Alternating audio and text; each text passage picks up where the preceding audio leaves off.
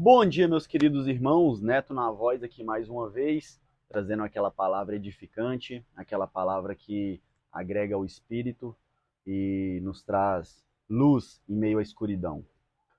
Leitura de hoje é livro de Lucas, capítulo 15, a parábola da ovelha perdida.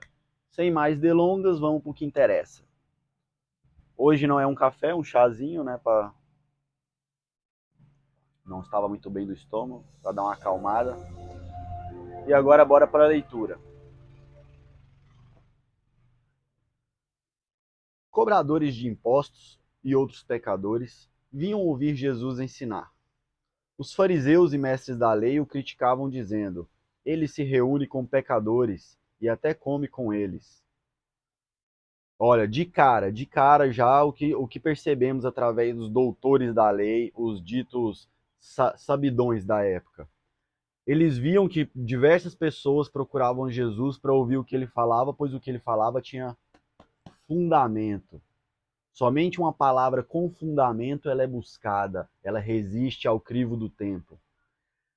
Ao invés deles serem honestos e dizer, nossa, olha como todo mundo vem procurar ele, todo tipo de pessoa, inclusive aqueles que nunca se ligaram na nossa religião, que nunca deram bola para o judaísmo.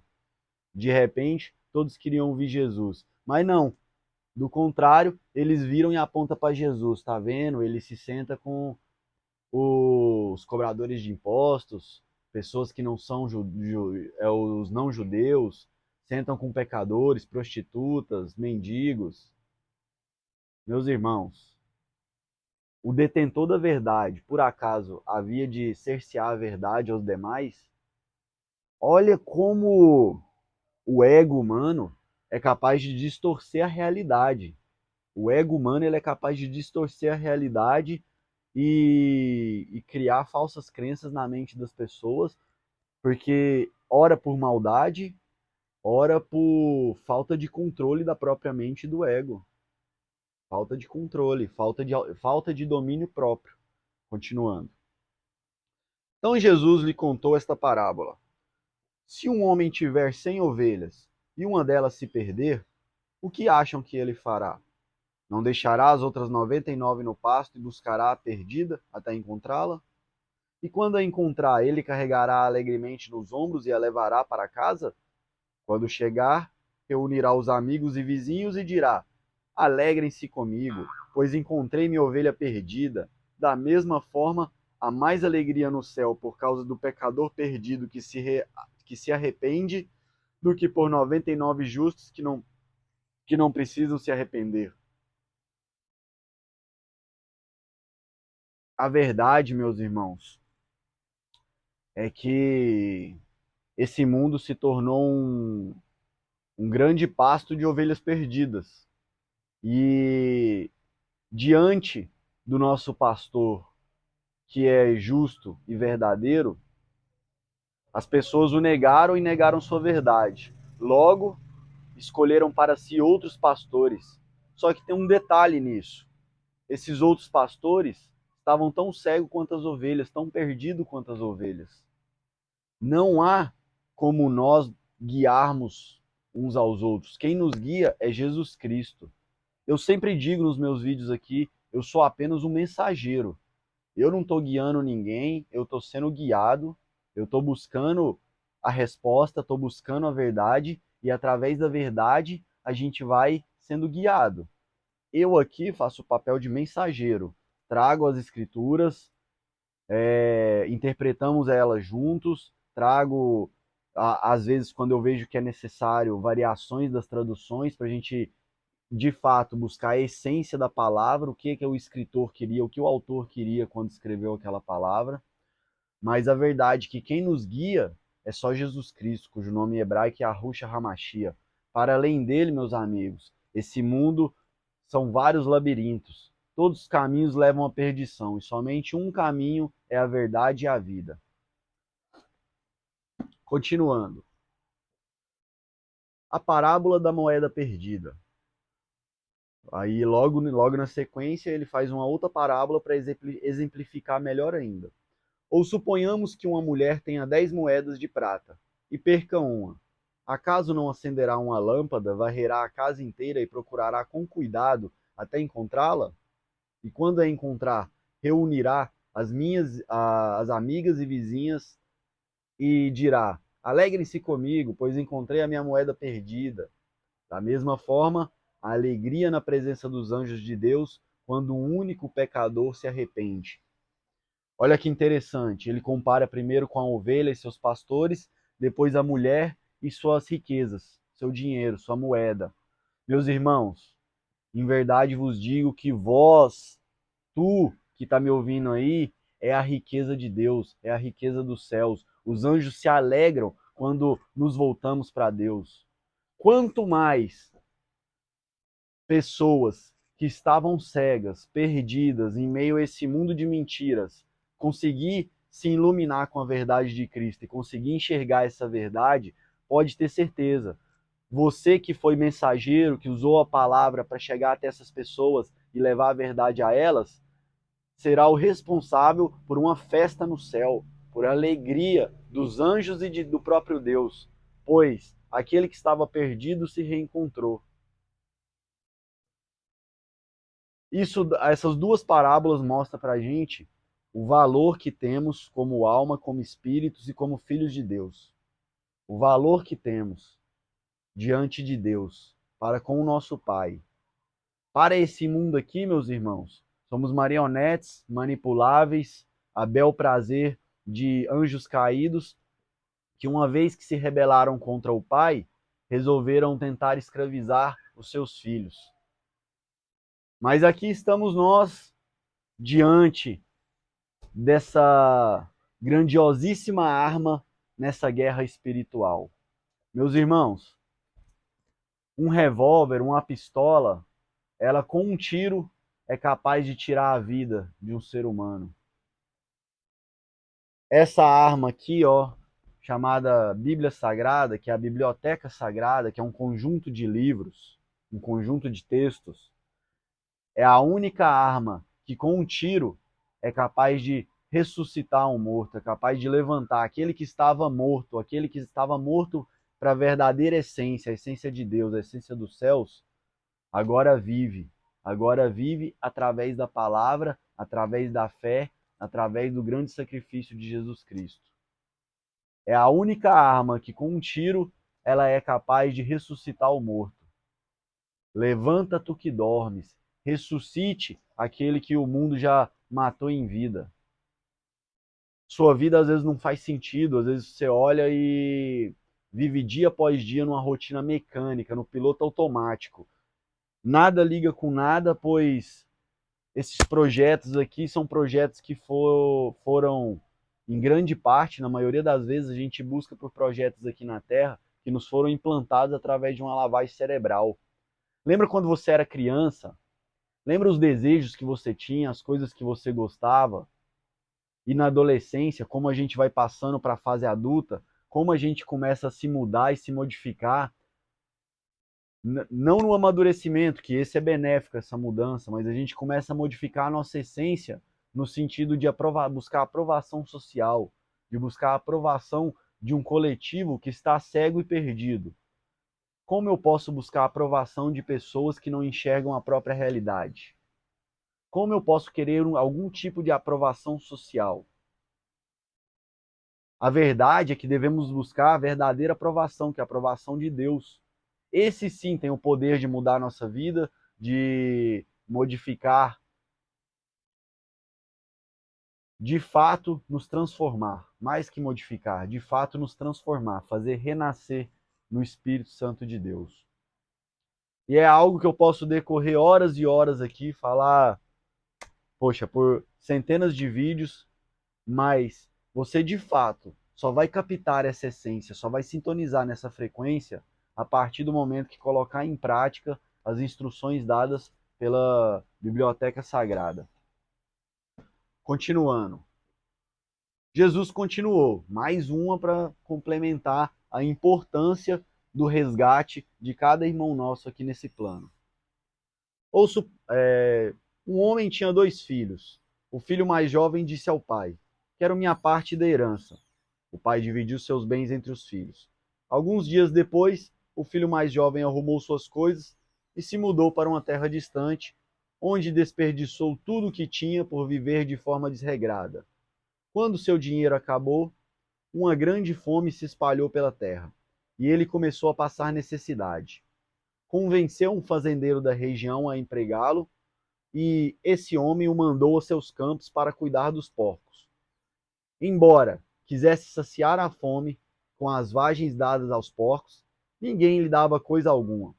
Quando finalmente caiu em si, disse: Até os empregados do meu pai têm comida de sobra, e eu estou aqui morrendo de fome. Vou retornar à casa do meu pai e dizer: Pai, pequei contra o céu e contra o Senhor, e não sou mais digno de ser chamado seu filho. Por favor, trate-me como seu empregado. Eu ia fazer um comentário aqui, mas vou finalizar a leitura, depois eu comento. Então voltou para a casa de seu pai, quando ele ainda estava longe. Seu pai o viu, cheio de compaixão, correu para o filho, o abraçou e o beijou. O filho disse: Pai, pequei contra o céu e contra o Senhor, e não sou mais digno de ser chamado de seu filho. O pai, no entanto, disse aos servos: Depressa, tragam-lhe a melhor roupa de casa e vistam nele. Coloquem-lhe um anel no dedo e sandálias nos pés. Matem um novilho gordo, faremos um banquete e celebraremos, pois este meu filho estava morto e voltou à vida. Estava perdido e foi achado. Meus irmãos, é o que eu acabei de dizer. O poder da palavra, o poder das instruções de Deus. Uma vez que a gente se volta para ele, a gente recupera a vida. O que acontece? Essa parábola ela é riquíssima, riquíssima. Eu gosto muito. Parábola do filho pródigo. Ela vai dizer o seguinte: ela vai mostrar que, como no início, os filhos na presença do pai tinham tudo. E antes do tempo exato, pediram sua herança. Pediram sua herança e foram para o mundo com sua riqueza. Se a gente pegar a história de Gênesis e olhar como Adão e Eva tinham tudo, e de repente comeram o quê? O fruto do conhecimento. Antes do tempo, não estavam maduros o suficientes, e mesmo assim comeram o fruto do conhecimento e saíram da casa de seu pai, foram para o mundão. E no mundão receberam o quê? Receberam desonestidade, mentira, roubo, corrupção, violência, todo tipo de maldade. Assim é, meus irmãos, quando a gente foge da presença do nosso Pai Celestial, quando a gente se afasta da sua presença, mesmo que por curiosidade, a realidade é uma só. A gente vai ver os frutos desse mundo.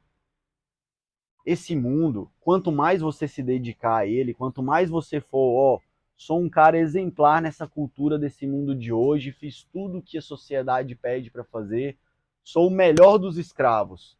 Você vai perceber no final das contas que isso, a sua essência morreu. Você virou em função daquela, vamos dizer assim, daquilo que a sociedade colocou como sua função. Você acha que escolheu, eu escolhi ser engenheiro, eu escolhi ser doutor, eu escolhi ser barbeiro, eu escolhi ser motorista. Meus irmãos, tudo isso são ofícios, ofícios relevantes até para dentro de uma comunidade, alguns deles, mas a verdade, a verdadeira essência nossa é buscar nos conhecer de fato.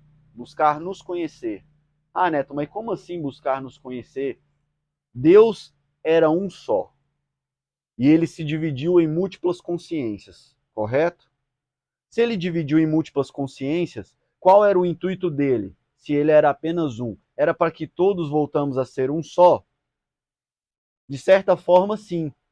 Mas, se ele se dividiu, é para que justamente a gente possa buscar cada um a nossa essência. Cada ser humano tem um tesouro guardado dentro de si, um tesouro único. Deus fez cada um único, cada um um único ser. Não há outro igual a você no mundo. Você é único, você é insubstituível. Dada essa situação de que a gente é insubstituível, que a gente é único, Deus era um só e se multiplicou em várias consciências para que a gente, de fato, exerça essa nossa unicidade, essa nossa peculiaridade, essas características que só nós temos. Só que é para a gente fazer de qualquer forma, faça o que tu queres, pois é tudo da lei. Este é o lema satanista. Não é para fazer de qualquer forma. Não é para me meter a mão no fogo, não é para mim pular de um prédio de cabeça e ver cair. Ele nos instruiu da melhor forma possível para que, em harmonia com esse meio, em harmonia com esse cosmos, a gente exerça a nossa essência da melhor forma possível dentro da matemática desse universo. O universo tem lei, se fosse tudo caótico, nada seria criado. Para que se crie um organismo sequer, precisa de extrema organização, precisa de ordem, precisa de lei. Dado que para toda criação, que para todo crescimento precisa de ordem e lei, Deus quer o que da gente? Que a gente exerça ao máximo, que a gente exerça ao máximo a nossa individualidade em comunhão com o seu espírito, em comunhão com as suas leis, em comunhão com as suas instruções. E é incrível, meus irmãos, é incrível. Por isso a importância que ele dá em cada uma dessas parábolas de resgatar a cada um, porque cada um é um tesouro em particular. Não é que todos somos o mesmo. Devemos agir com o próximo da mesma forma que queremos que haja conosco, como se fôssemos um só, como se fosse eu tratando um membro do meu corpo. Mas cada um de nós, assim como os membros do corpo, tem uma função, tem uma essência, tem uma natureza. E essa natureza é essencial para a formação desse universo. Porque se não fosse, Deus não teria criado, meus irmãos. A sua individualidade vale ouro. O que tem no seu consciente vale ouro. Mas as pessoas estão contaminadas, receberam uma enxurrada de lavagem no decorrer da vida. Por isso eu falei antes, lembra de quais eram seus sonhos quando você era criança. Lembra de quais eram seus desejos, o que você gostava de fazer. Você, quando era criança, gostava de encher a cara e correr atrás de dinheiro e queria ser, sei lá, eu quero ser o multimilionário da marca tal, ou você tinha outros desejos, ou você tinha desejos mais puros, mais ligados à sua essência. Eu, quando criança, falo por mim, eu tinha uma extrema necessidade de estar em contato com a natureza. E muitas vezes meditando sem saber que eu estava meditando. Por quê? Porque eu, muito pequeno, morava numa cidadezinha minúscula. Eu saía, era uma parada que nem meus pais sabiam que eu fazia esse tipo de coisa. Eles simplesmente estavam lá cuidando do restaurante deles, que era um empreendimento que tinha. E eu saía fora, ia para a beirada da cidade, até os limites da cidade, que era extremamente próximo, cidade pequena. E ali eu buscava um rio, uma árvore, um meio da natureza, simplesmente para contemplar a natureza. E a partir dessa contemplação, me enchia de energia, me enchia de ideias e entrava em comunhão de verdade com tudo que é belo, natural e simples. Meus irmãos, depois de passar por processo que todo mundo passa, eu também sofri a lavagem, eu também por muito tempo fugi da minha essência, tentei interpretar diversos personagens achando que estava buscando minha melhor versão, até que Deus me encontrou e me resgatou através das suas escrituras. E quanto mais eu mergulhei nas escrituras sagradas, mais eu conheci o verdadeiro neto, mais eu fui largando aqueles costumes e aqueles hábitos que eu fui adquirindo em decorrência de uma busca por aprovação social, e mais fui voltando para aquilo que de fato me agrada. Coisas que estavam tão lá no fundo, tão no inconsciente, que eu já não tinha mais a percepção do que eu gostava. Eu achava que eu gostava de certas coisas do mundo, que à medida que a minha frequência, a minha vibração, a minha energia, meu campo eletromagnético foi se alterando pela leitura e prática deste livro, certas coisas simplesmente foram perdendo o brilho, foi perdendo o gosto, eu fui perdendo o tesão, e eu olhava para essas coisas e comecei a ver a merda que era. E aí eu comecei a olhar e falar, caramba, parece que eu tava com os olhos tampados, eu não enxergava isso, eu não via isso. E agora eu enxergo com clareza, e agora eu tô vendo, que loucura. A lavagem cerebral é gigante, meus irmãos, a mentira te torna escravo do mentiroso. Por isso a necessidade de libertar, por isso Jesus dizia, eu sou o caminho, a verdade e a vida. E a vida, meus irmãos. Se sua vida está meio preto e branco, começa a buscar Deus no seu íntimo e começa a estudar como era que Jesus fazia todas as paradas que ele dizia ali fazer. Todo esse percurso, toda essa trajetória de Yahushua Hamashia pela a região de Israel, pela região da Galileia, procura ver qual era a cultura dele. Ele ia às cidades, ele ia às sinagogas, mas a cultura dele, meus irmãos, era no campo, era na natureza, era levando uma palavra e desfrutando daquilo que o seu pai, o meu pai, o nosso pai criou.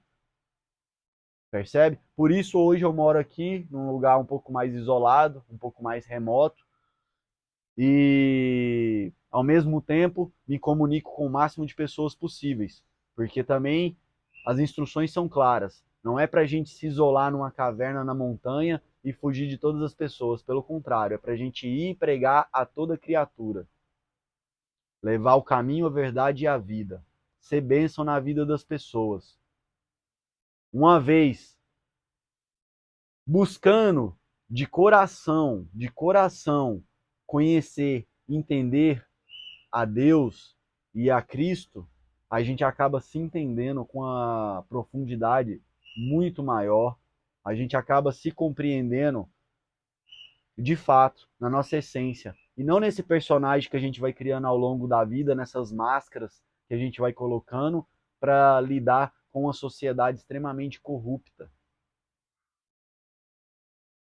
Meus irmãos, é necessário reflexão, meditação e mudança de hábitos.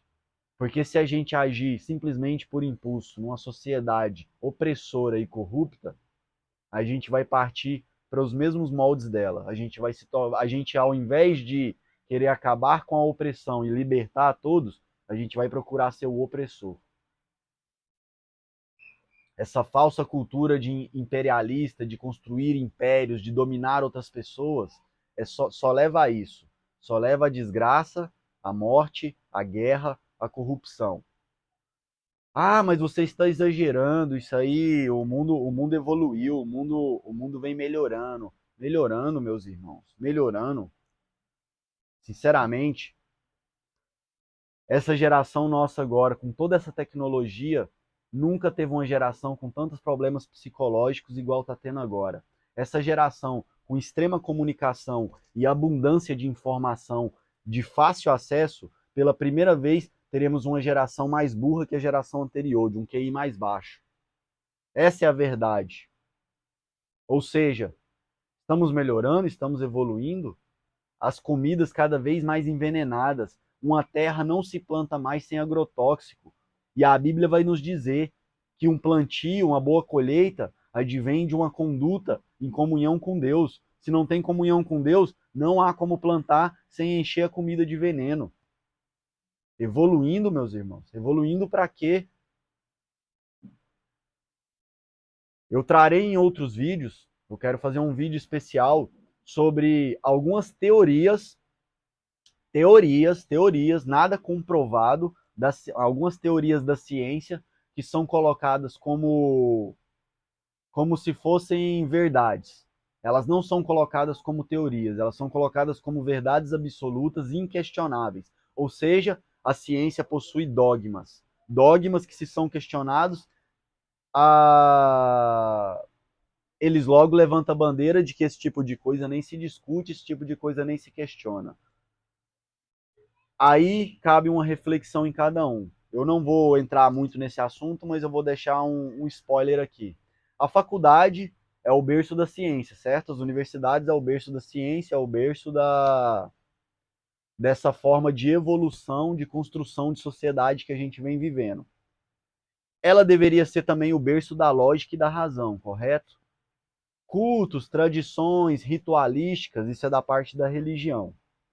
Agora eu te pergunto, nas universidades, a gente tem, quando você entra, o trote, e muitos cursos, eles até te dão um outro nome, um nome de guerra, um nome de batalha, para um apelido ali para aquele período da universidade, quase que como um batismo. Mas você tem o trote, que é uma ritualística.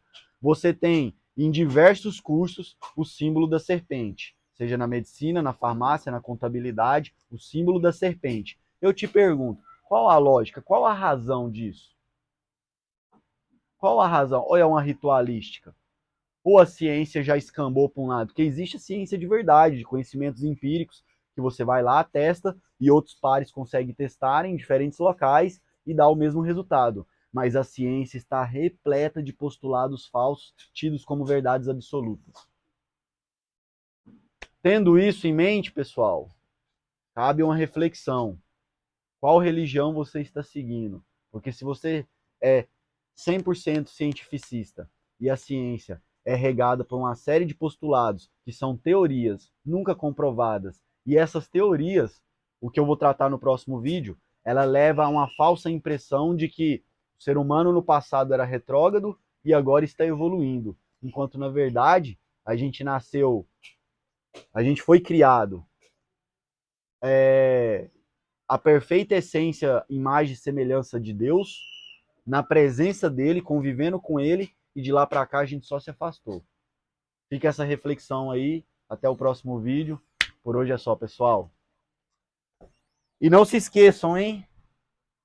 Tudo isso aqui que a gente está vivendo nessa vida é um pestanejar de olhos. Passa assim, ó. A verdadeira vida tá só começando. E tamo junto, família. Valeu!